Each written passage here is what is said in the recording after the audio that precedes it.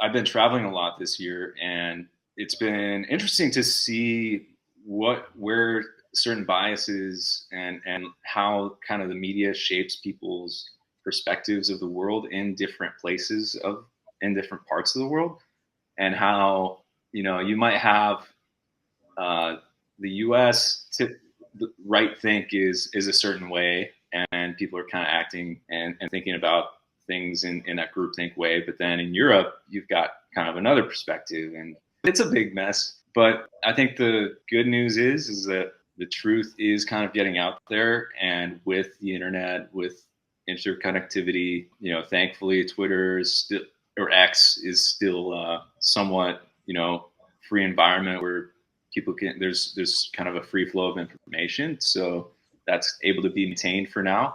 And I'm really hopeful with Nostr and a lot of the things being developed there. We were at Nostr Riga in Latvia, and it's incredible what we're able to build with this distributed communications protocol that's going to be able to replace pretty much everything on the web.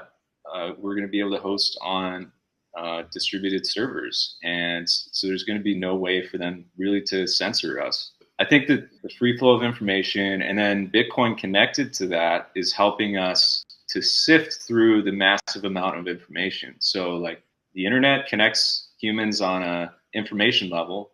It's like taking all the synapses, all of us are connected to the phones and constantly sharing and reviewing information. And so all of us are like plugged into that network. But then with all of that connectivity comes the difficulty of like sifting through, well, okay, then with all this information, what's the most important thing to focus on? Like, what is the best thing that's happening right now? Or what's the most important thing for me to focus on and best thing I could be working on? So Bitcoin, I think connected to the internet is helping us solve for that value judgment layer. It's like adding on that missing element to the information layer, so that we're able to see where the actual value is going, and now they can move freely through Bitcoin and Lightning and all the great things we're working on. Today's Bullish Bit was brought to you by Seedor.